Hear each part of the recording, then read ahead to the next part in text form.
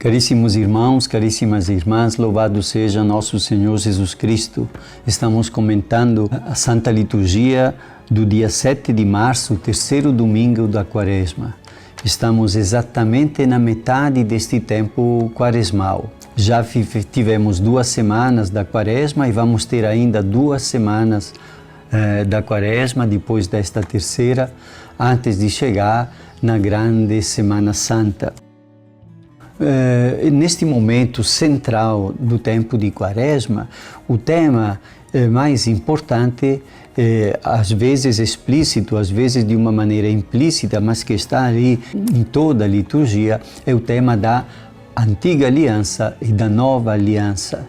Nós vamos ver o centro, o foco, o aspecto mais importante da Antiga Aliança que Deus fez com o povo eleito e depois como Jesus renova e vai criando as bases para uma nova aliança que é o Novo Testamento, é a vida nova em Cristo, diferente daquela do Antigo Testamento.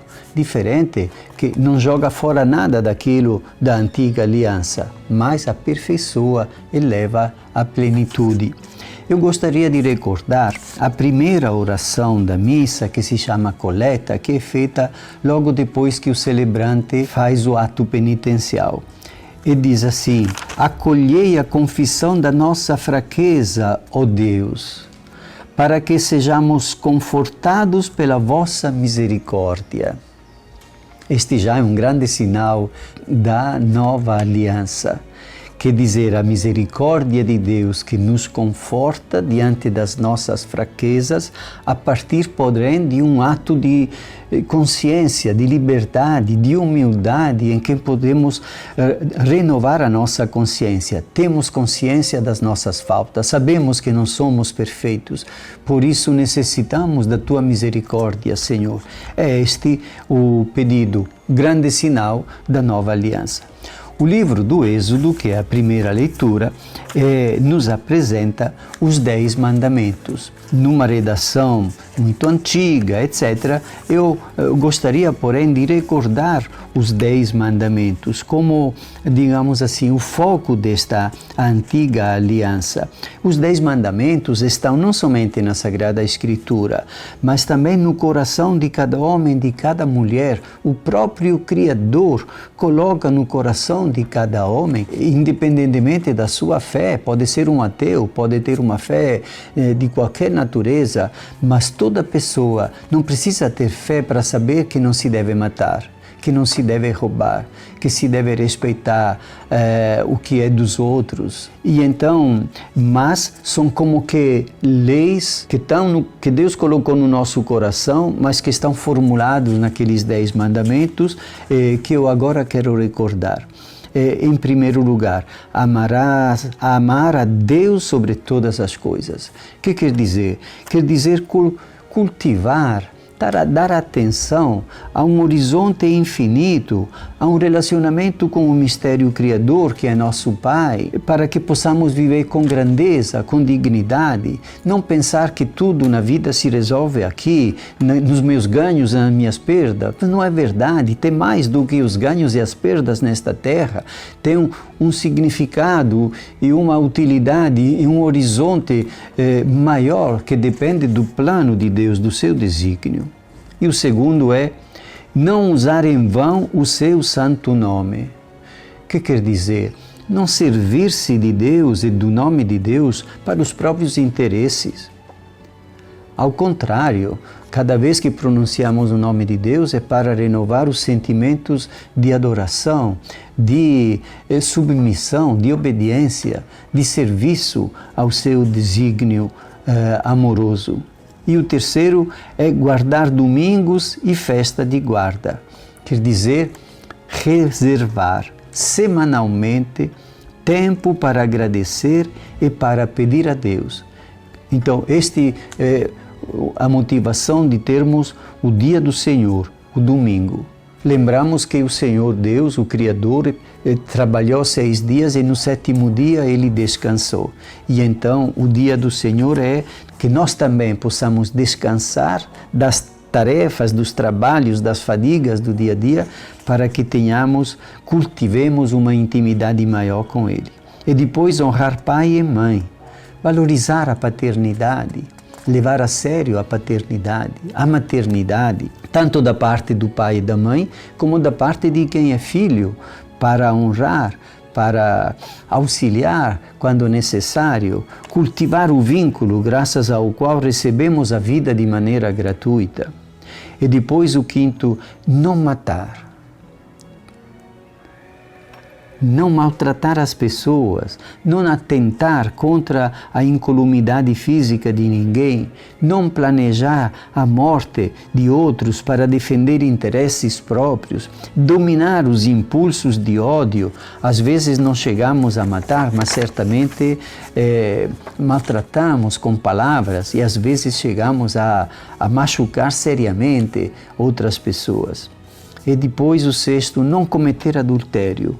Quer dizer, não empobrecer o afeto reduzindo-o a emoções passageiras, respeitar como sagrados os vínculos que nos ligam com uma aliança de amor a outra pessoa. Não roubar, não considerar-se esperto por tomar os bens dos outros, e depois não levantar falso testemunho, a falsidade, as fake news, o veneno que soltamos com a língua para rebaixar alguma pessoa, é certamente contra a vontade de Deus. É um dos 10 mandamentos. Depois, não desejar a mulher do próximo, quer dizer, governar a própria vida, principalmente os instintos, para abraçar a própria realidade e não ameaçar o bem e a paz de outras famílias com nossas fantasias de felicidade que são destruidoras.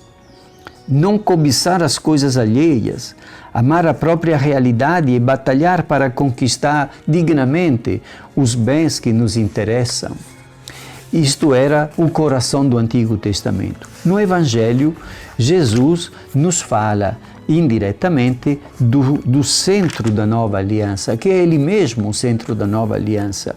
Jesus entra no templo, encontra lá vendedores. É claro que tinha vendedores, todos os rituais eram feitos com a oferta de animais que eram sacrificados, queimados e em parte comidos como alimentação daqueles fiéis. Então devia ter animais ali na entrada deste grande templo para poder ter à disposição as coisas necessárias para aqueles rituais.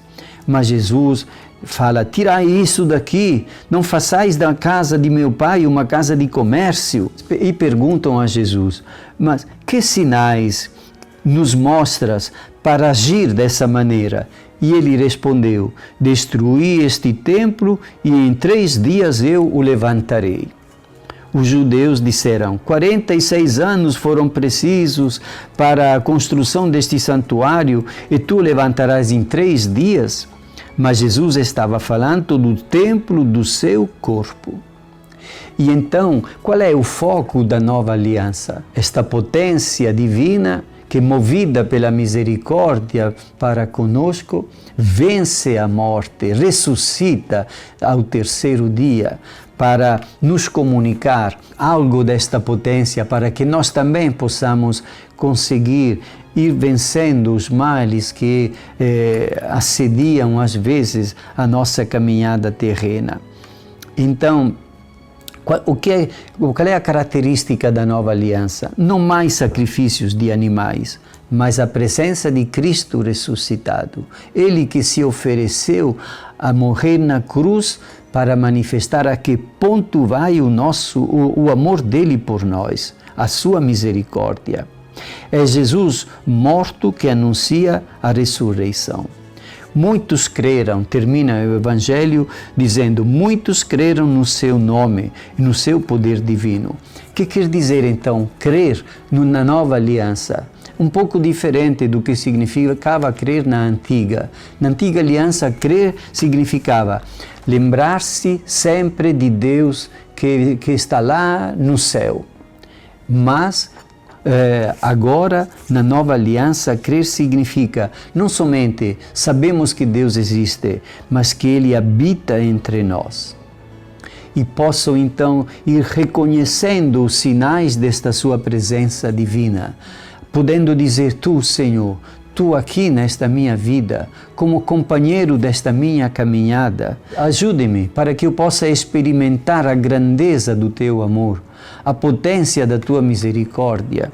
E assim é o Senhor que nos conhece por dentro, como diz no Evangelho que é lido hoje, nos conhece por dentro e sabe que somos maus, utiliza este conhecimento não para nos maltratar e humilhar, mas para nos amar ainda mais, porque sabe que por causa da nossa maldade, sim, necessitamos mesmo da sua misericórdia e da sua potência divina que vence o mal e vence a morte. Este é o foco da nova aliança, na qual estamos imersos desde o dia do batismo e que sempre mais queremos conviver, viver e compartilhar. Te abençoe Deus Todo-Poderoso, Pai, Filho e Espírito Santo.